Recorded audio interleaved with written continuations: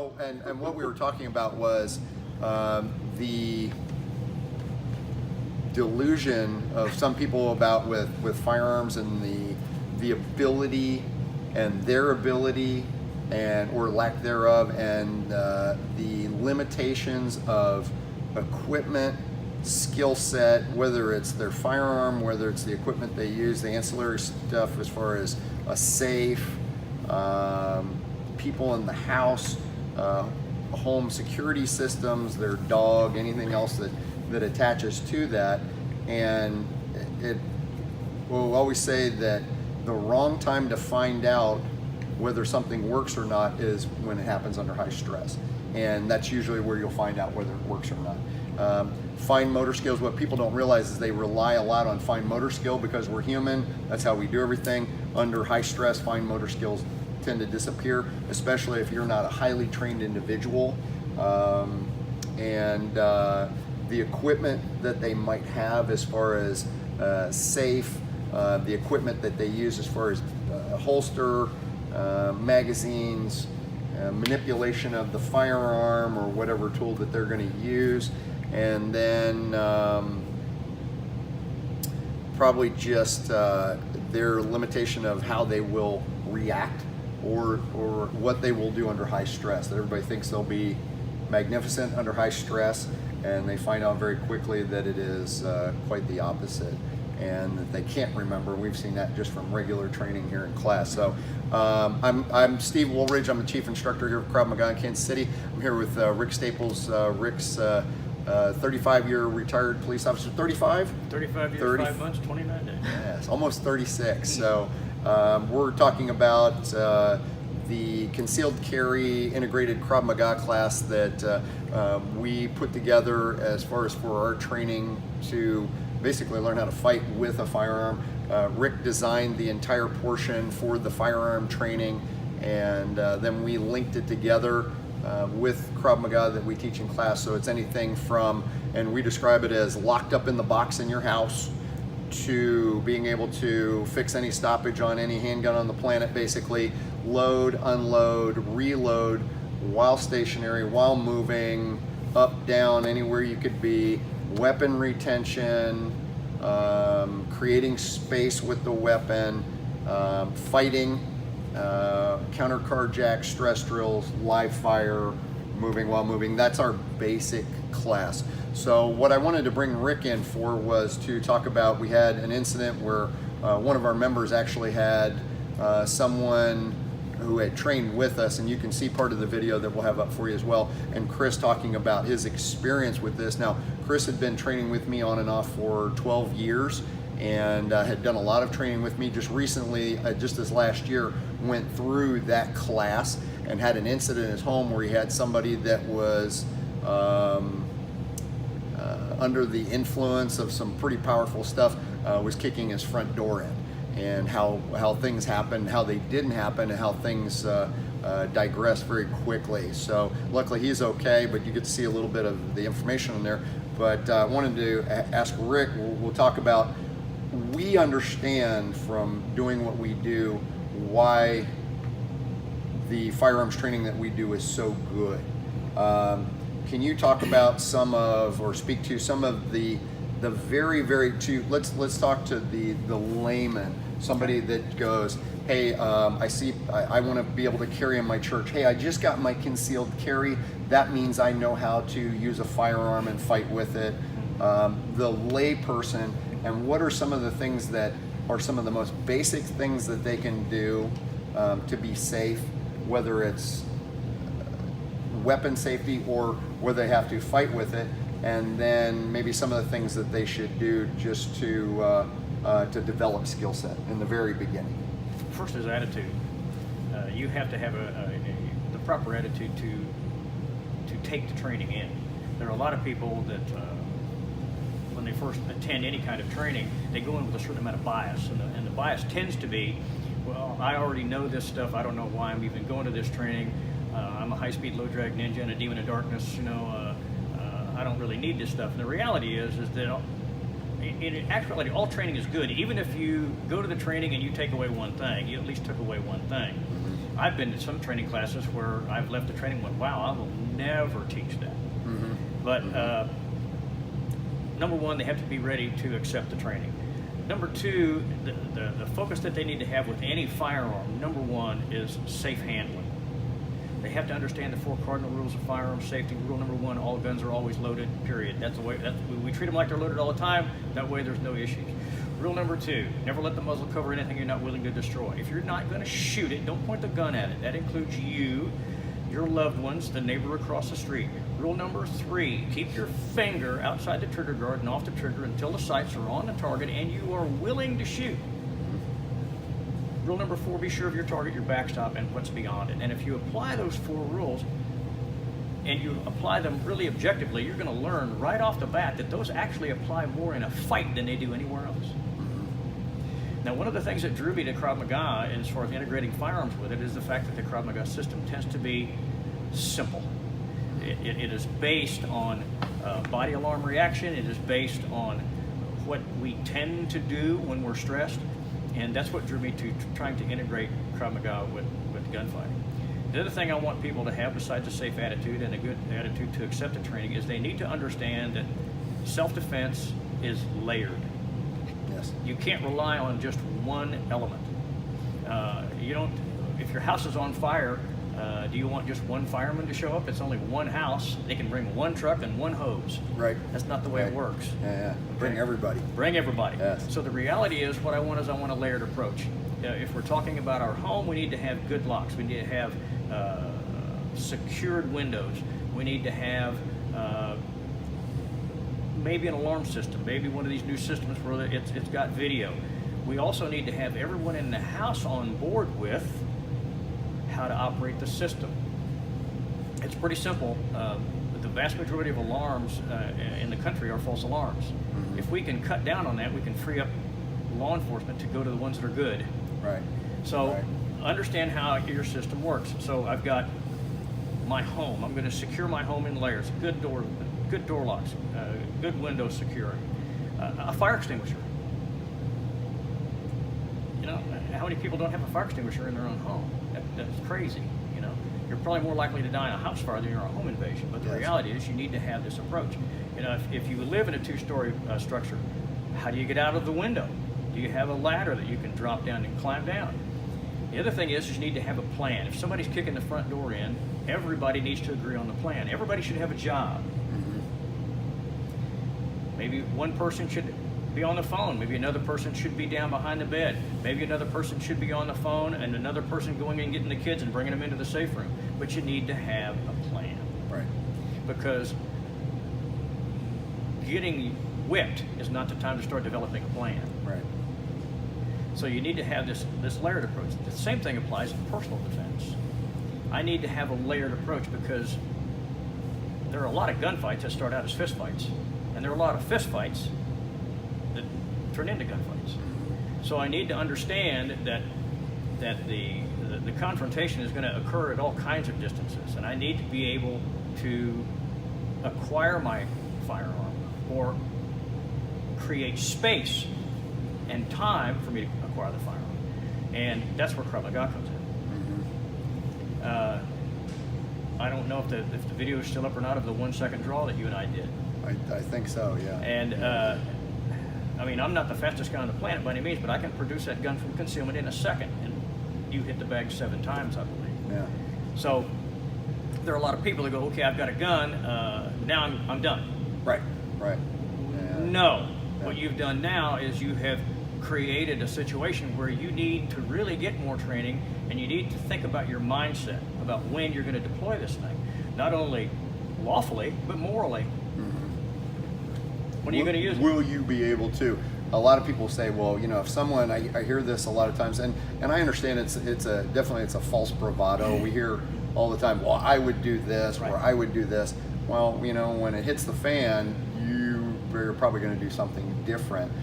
Or they want to, they think they need to do a certain thing. Well, I would just shoot you, or I would do this. Is operationally, could you pull the trigger? 2, are you going to be able to? Are you going to be able to operate and do those things under that stress? So the one of the most interesting things I see from all the beginners is, and you talk about this from the first minute that we start into the class, and the basically an administrative portion is, I want my gun to be loaded so I can defend the house. And then we go, well, okay, then leave it out or wear it. Wear it. Well, I have little kids in the house. I don't want them near it, so I lock it up. Unload it. No, I want it loaded. We'll leave it out. So reasoning why for them in a safe, things like that. What's the biggest reason for that? We could tell people that all day, but for the biggest reason for them for that. Well, if there's 4 proper places for the firearm. Let's talk about handguns to begin with. Okay.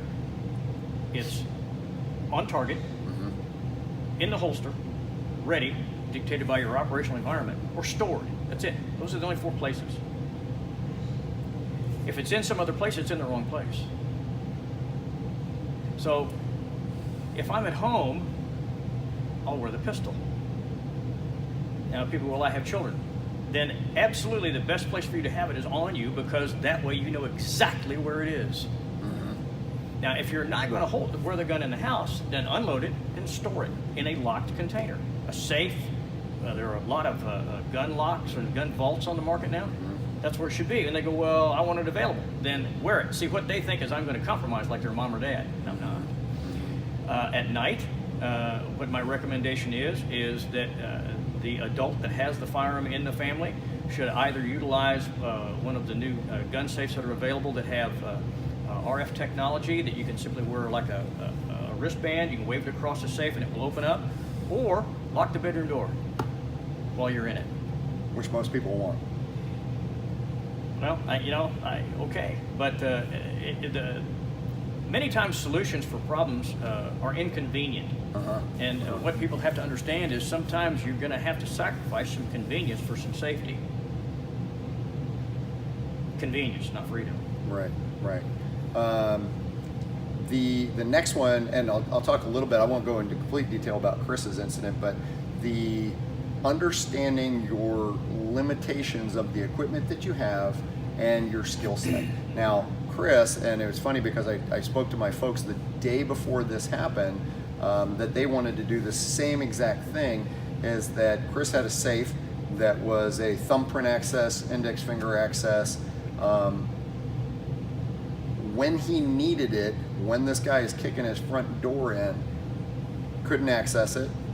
And I remember he goes, Steve, I didn't even do what you told me. I took a deep breath, calmed myself, press, nothing. Index finger, press, nothing. I consider that a fail. If you can't get it out of the safe, it's a fail. One, and I told him later, I said, you know why it didn't work is because you were sweating. I wasn't really, I was sweating. I go, immediately your nervous system response, your phone won't work when it's wet like that. Neither will something that in that respect.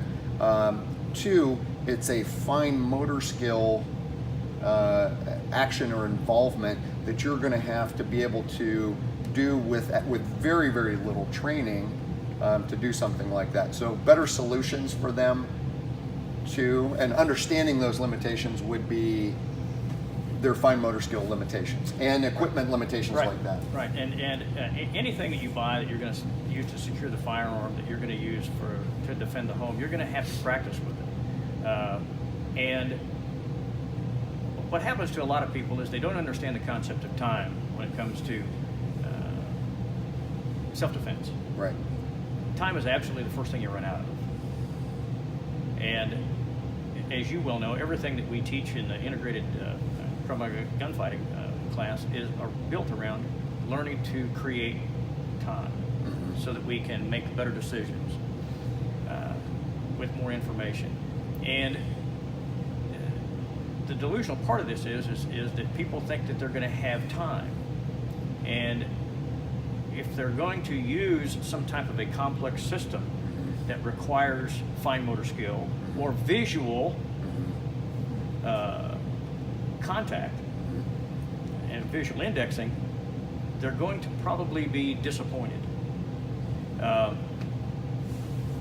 One of the things that you and I both see over and over again is with simple gun handling, people are vision dependent. Right. And people, a lot of times they'll practice with their safe, whatever kind of safe it is, they'll practice with the lights on. Turn the lights off. Now get your red gun, your inert gun, put it in a safe and see if you can open it up. Put the lights off. And if you want to add a little element to it, have someone standing next to you counting the seconds. Then walk from your front door to your bedroom door and see how long that takes.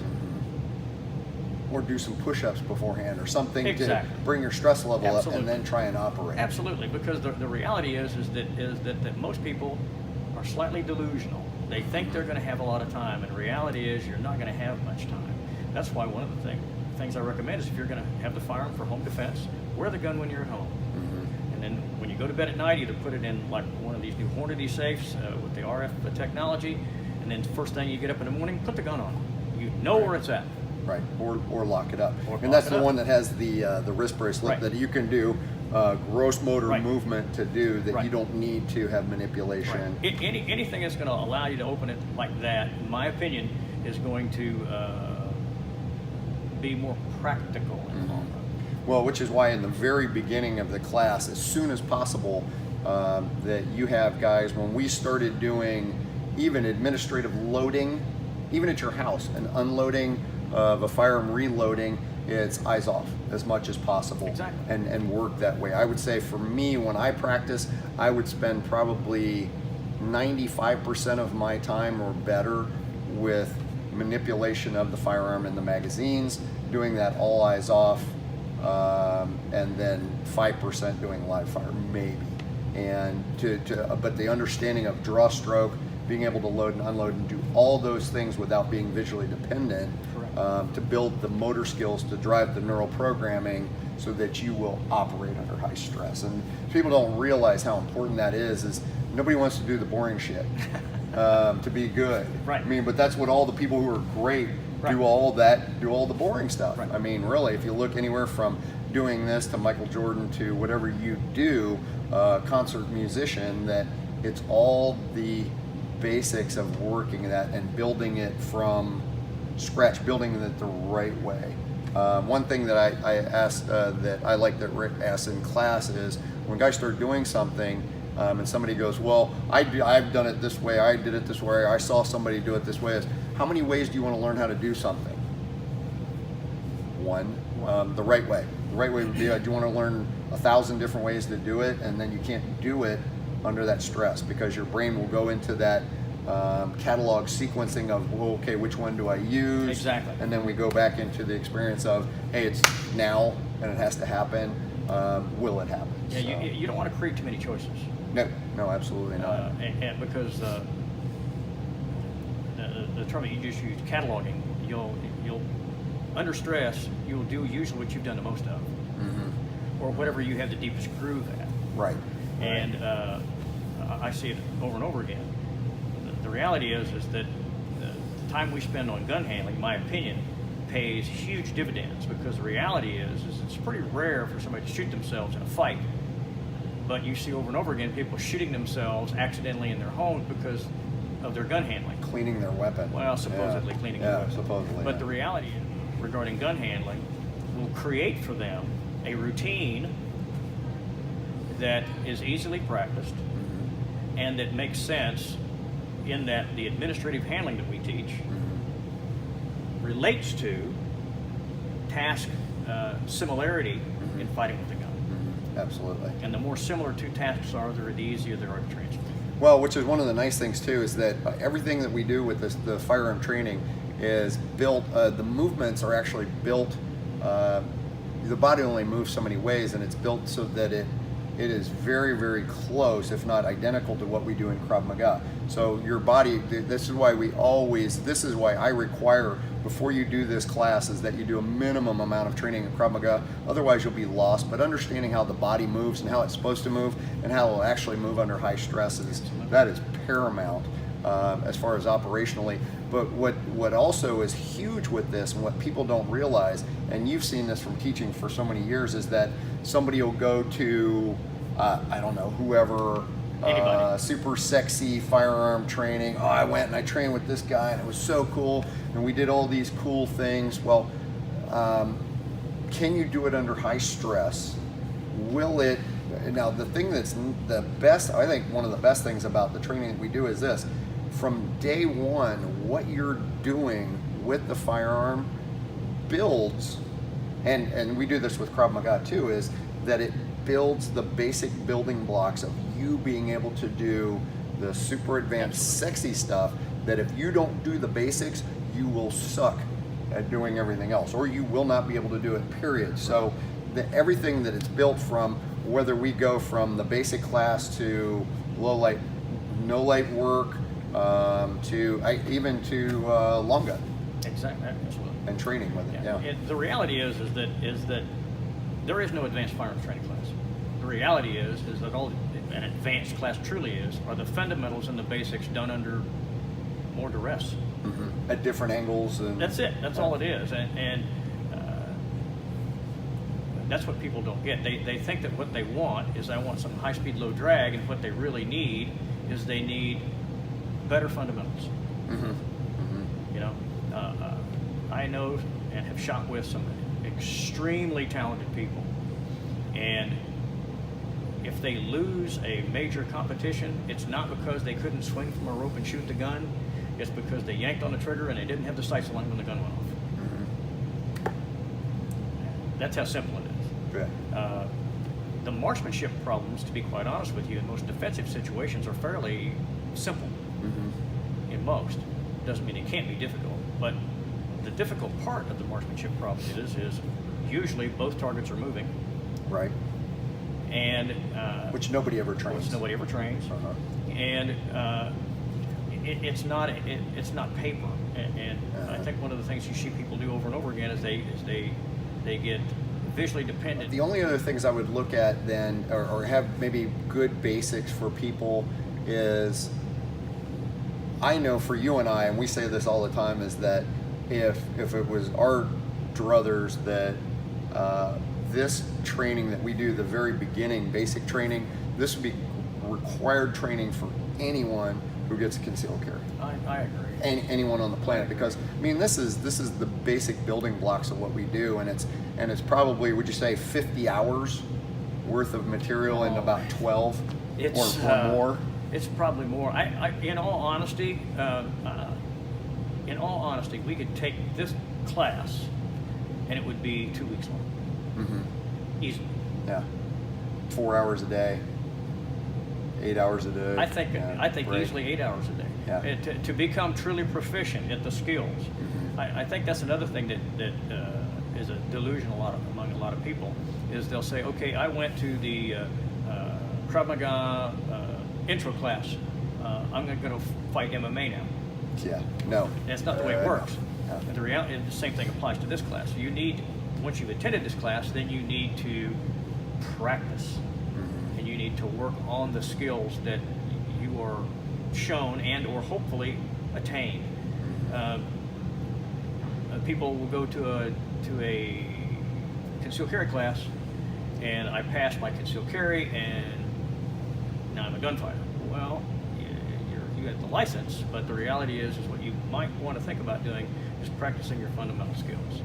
And one of the things that we do in the class, and you do specifically when we start integrating a Krav Maga, is get people's mindset wrapped around the idea of actually defending themselves and not just poking a hole in a paper target. Right. Immediately is that what people don't realize too is that the normal distance, I wouldn't say normal, average distance in a shooting with civilians is in a gun scenario or firearm scenario might be 5 feet.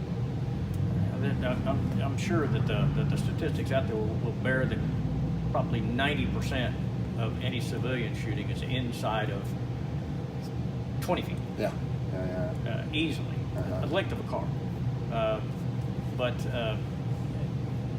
that's the other issue. I mean, since it's so close, we need to understand the importance of buying time.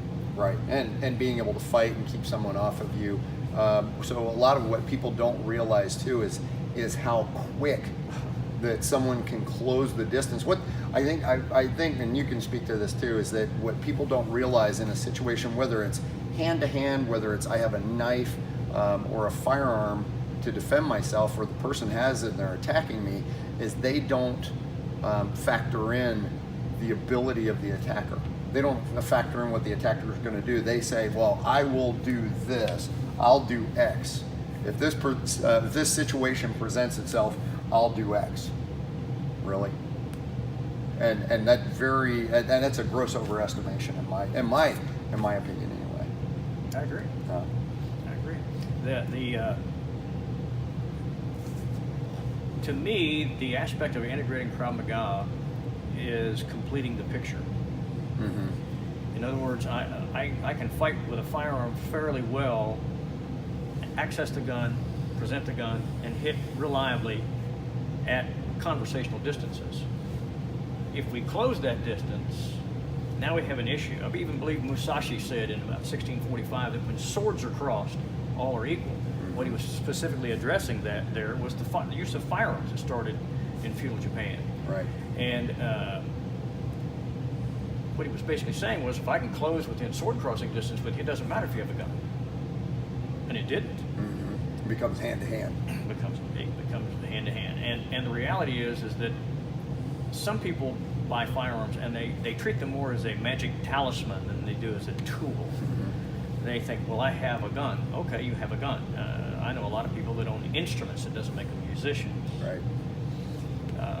But the reality is that the responsibility that goes with owning and carrying a firearm is another thing that we address. Mm-hmm. And I think sometimes some people that go through the class, once they learn how much responsibility they have and how ineffective they may be if they don't practice, I think some people elect not to carry. Well, I have seen that in class. You can see the mind shift. It is a huge paradigm shift to where, oh, I didn't know this was this involved. Right. I didn't know I was going to have to practice. I didn't know I was going to have to train with it. Oh, I didn't know it was going to be that much of a liability if things do happen. Yeah, it does. I think that's a good thing, though. And it's better that you're ready for something like that and you understand all the ramifications of it than rather you walk in blindly and go, hey, what? I have this thing that goes bang. I'm a gunfighter now. Yeah, well, facts are troublesome things. And what you see with a lot of people is we sometimes illuminate their delusion in the bright light. Mm-hmm. It's the magnifying glass. And they go, wow, I'm not as high-speed, low-drag and cool as I think I am. Uh-huh. And the reality is that once they learn how truly difficult it is to become proficient, many times they elect, because of the liability, they elect not to carry. But by the same token, if you've got a dedicated person that understands, is willing to accept the training, and willing to make the lifestyle change, because I'm going to tell you right now, it's a lifestyle change. Yeah. Oh, yeah. For a lot of people, then if they're truly dedicated to learning, practicing, not only the firearms aspect of it, but the Krav Maga aspect. It's funny to me that people that have probably gone to driver's education, and if they think back how many hours that took just to learn how to drive a car at a basic level, think that they can become proficient in 8 hours of training. Or walk out of that class and become an Indy race car driver. Exactly. Or a NASCAR race car driver. You don't go to driver's ed and then walk right out on the NASCAR track. Yeah. It's a lot more exciting than that. That's for sure. Well, it's one of the things that we definitely do in the class is that, and we're not here to say that you shouldn't, because we do think you should. If you choose to carry a firearm, you need to be responsible not only and that's not only just locking it up and who has it in the house and what's going on, but your responsibility to carry, your responsibility of usage, your responsibility to care for yourself as far as staying in shape and understanding your limitations as far as self-defense. People in the house, if you live with others and what they may be involved with, wherever you are in any situation. We certainly will do this too, is that the class we will tell you it is challenging. Even the basic level class, I've had many people that they go after they did the second class, which we do the stress drills, basically the box drills, the weapon retention where we're fighting on the ground with it, the counter carjack, and then the firearms, because it's 4 hours of moving, unloading, loading, doing different types of targets, different types of training. Though many people, they go, yeah, after we got done, we went home and slept for 2 hours because of the stress level when we do. But it is to really it's not to scare you or show you what we know. It's to challenge you, but for you to develop a basic understanding of what it is that, should you choose to do this, is what's going to be required of you as far as a bare minimum to start with. So yeah, it's if you want to do it, it's pretty exciting as far as the training goes. Any other thoughts for these guys as far as a beginner? If you were going to, now you don't train guys as much anymore from beginning stuff. You ran the range at the police academy for 8.5, 9 years. You don't have to train beginners anymore if you don't want to, which has pluses and minuses. It's always cool seeing people, and you love to give them, I know too for me that you love to give beginners a good foundation. What are some of the biggest things that you would tell someone that, one, is deciding whether or not to do any type of carrying of a firearm, and two, why they should do the class that we offer? Number one, get good training. And I'm not going to discount anybody's training. Go somewhere and get good training. Two, buy good gear. Mm-hmm. Don't buy junk. Buy established firearms names. In my opinion, for a beginner, the simpler the firearm, the better. If you're truly going to defend yourself with the gun, I'd be very conscious of the operating system of the firearm, how the gun operates, what you've got to do to get it to shoot, what you've got to do to put it back in the holster. The simpler it is, the better. Buy good support gear, holsters, magazine pouches, a belt. Needs to be good quality stuff. And if you don't know what to buy, the best rule of thumb is you usually get what you pay for. True. You know, it's the old adage used to be, riding a motorcycle, you know, you got a $10 helmet, you got a $10 head. No, buy good quality gear, because let's be honest, it's safety equipment. Yeah. Oh yeah. You know, we're buying this or acquiring this and trying to acquire these skills to maintain some level of safety. So buy good stuff. And there are a lot of good firearms out there. There's a lot of good support gear as far as holsters go. Just don't buy cheap stuff, because you're going to regret it down the road. I guarantee you. I've seen this in a lot of classes where people have come in with low-end gear, and they don't get the results that they want. Doesn't work. I remember guys, they had, I got this super sexy holster that draws super fast. As soon as we got on the ground fighting it, the person went right out. And you have zero weapon retention with it. And the first thing he said was, oh, I got to get rid of this. Yeah, how about that? And I go, well, and now you got a $120 holster that looks cool. Doesn't work well. So yeah, super important. The class itself, why should people come do this? This class needs to be taken by anybody that's serious about truly carrying a firearm for defense. The reality is that what we do is we shine the light on realities. The reality of how much time you don't have, the reality of how much skill it takes to deploy the gun, the reality of how much time it takes to deploy the gun, the reality of how much time it takes to make the choices. The one thing that you and I have seen over and over again when we do the airsoft force-on-force drill is people want to do it again and again and again. Right. Well, the reality is, because they failed miserably the first time, what they want to do is they want to give that shot to their ego. The reality is, though, is that you've got to be careful doing force-on-force, because what happens sometimes is, if you do it too much, you eliminate the fear. Paintball. It becomes paintball. Yeah. And that's the last thing I want to have happen. I want people to understand how they made the decision. and whether it went right or wrong. If you make a mistake, let's make it in here. Right, absolutely. So that we can discuss it and deal with it, because the reality of the street is, if you make a mistake out there, it's going to be probably expensive and probably painful. Yeah, definitely both. Yeah, very good. Okay, guys. Well, thank you very much for Rick for coming in.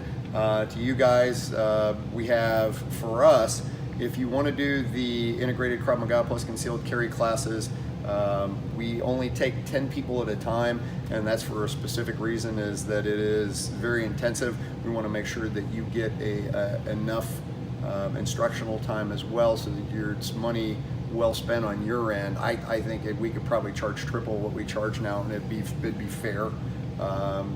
The other individual that'll be helping me with this will be Corinne Mosier, and you can check out her stuff online as well. We should have some links on the end of the video here. If you want to do the class, you can connect with us here at KravMagaKC.com. We've got a phone number there with the website. We do require that you do a minimum of attending an introductory seminar and or a trial week of the Krav Maga Level 1 classes. That is bare bones minimum. And I will tell you, we've had guys come in that have shot for 30 years that had some of that training and were lost. But they thought they were going to be able to survive on what they had known. Didn't really happen that way. So you can do a little bit of personal training with us. We'll be happy to bring you up to speed. We do take members from our school first out of those 10. The class right now, we haven't even advertised it on the website, and we're half to 3/4 full. So if you want to get in, you need to get in right now. It's full usually a month before we do the class. So it's set up on a 3-month time frame. 4 hours 1 month, 4 hours the next month, 4 hours for the live fire in the last month.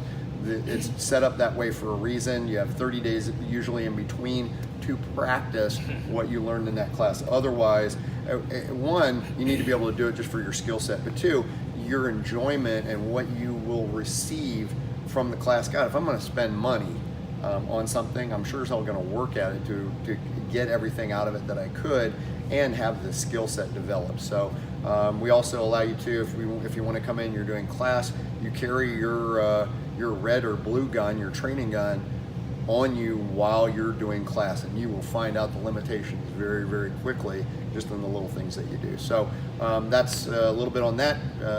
Let us know if you'd like to hop in on that. We usually do 2 sessions a year. Get in, or you're gonna have to wait till next year again, and then the price goes up too. So if you want to get while the getting's good, as they say. Thanks again, and you guys have a great day.